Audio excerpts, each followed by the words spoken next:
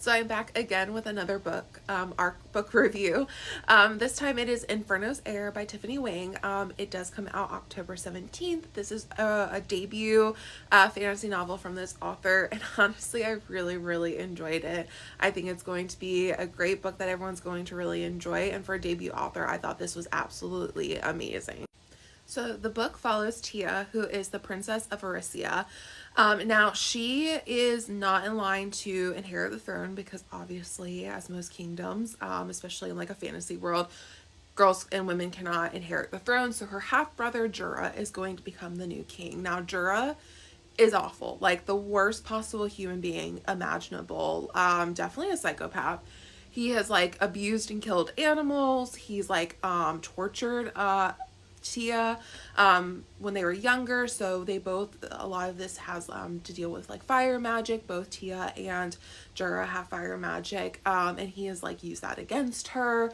So just an absolutely horrible person and not someone who should become king of this whole entire kingdom, which Tia recognizes and realizes and knows. And so she's kind of on her own kind of path and journey to overthrow her brother, either to take over his spot on the throne or just like basically find someone else, and she's gonna go live in obscurity. But basically that's the whole plot of the book, is that she's trying to get rid of her brother, and so she ends up joining this rebellion called the Dawnbreakers, and she kind of like infiltrates them, joins their ranks, and meets a lot of other individuals, including her love interest Tobias, and just kind of like works with them, but she still has her own agenda.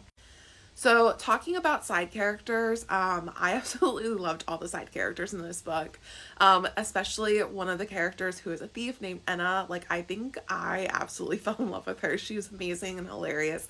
I was not expecting to have as much banter and humor and wit in this book. I don't know why. I feel like sometimes fantasy novels, they kind of like lack in that, but this one had it. Like, there were plenty of times reading this book where I was kind of chuckling out loud over like the way that they all kind of communicated and talked to each other. But I absolutely loved all the side characters, especially the ones in this rebellion. You could tell that they were very tight-knit, and that they really cared about each other and that they were willing to protect each other. And while they do allow Tia to kind of come into their ranks, they are still a little bit hesitant and watchful over her, just because of the nature of her position and who she is, and how like she could literally take all this information back to her brother and have them all not only arrested but killed and tortured. So obviously, because it's a fantasy novel, we are going to have a love interest, and that is Tobias. I really liked Tobias. He's very much a male main character, willing to protect her, but also very kind of like hesitant around her, again, just because of the nature of her position and this kind of unknown factor of, is she actually with us, or is she like using us for other purposes? But I really liked him. I felt like the kind of connection between them, it evolved really well. Like, at no point did I feel like, okay, we just like jumped straight into things. Like, I felt their relation evolved like perfectly.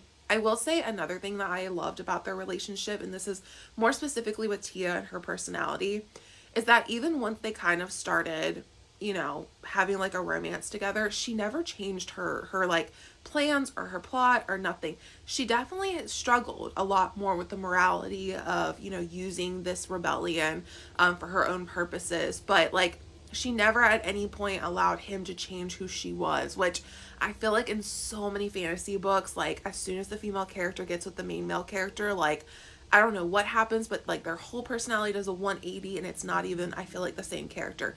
Tia stays the same. This girl does not change herself whatsoever for anybody, for Tobias, for any of the other ones.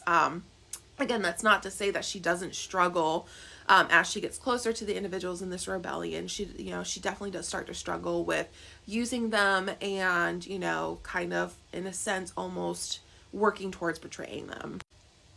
So the ending of this book is really good. It's very like high intensity, a lot happens, and then obviously we have an epilogue that kind of things are a little bit more calmer.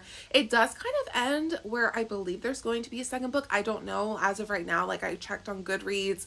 I don't know if there's going to be a second book, but it definitely leaves it open for another one, and I'm really hoping that we do get another one because I want to see what happens next. Like, my girl Tia, like, she has plans for plans, and I am ready to see what she does next now.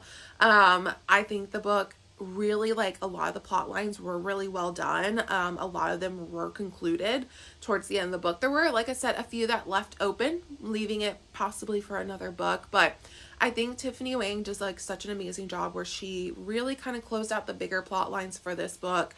You didn't really feel like you were like kind of like, okay, well, what's gonna, what about this piece? I loved all the characters. I think they were all really well written. I think their relationships were well written. At no point did I feel like anything looked or felt fabricated or rushed or forced. And that includes, like I said, the humor pieces, which I know sometimes can come across a little bit forced or weird. I thought the world building was also really well done. Sometimes I struggle with world building, but with this one I didn't struggle at all. I felt like pieces were dropped when we needed pieces dropped. At no point was I like, okay, this is just too much information. Can we please move on? This book also has a lot of like court and political intrigue. So if you're a big fan of those types of books, you're going to really enjoy this. It wasn't super heavy. So again, if you're not a big fan, you're not going to be overwhelmed or like bogged down in the minutia of it, but it leaves enough of it that you're like, okay, I gotta know what's going to happen next. So obviously I love this book. I highly recommend it. I actually was just talking to a friend of mine that I like haven't really been reading a lot of fantasy books. I kind of like fallen off the radar of fantasy, and I really kind of wanted to get back into it, and I was looking for a good book that would kind of like give me that like love of fantasy again and kind of get me to want to go back into it, and this book definitely did.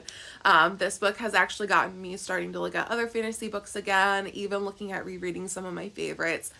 So if you're really into fantasy, you're going to love it. If you're kind of like me, where you do love fantasy, you just haven't read it in a while, this is also going to be the book for you.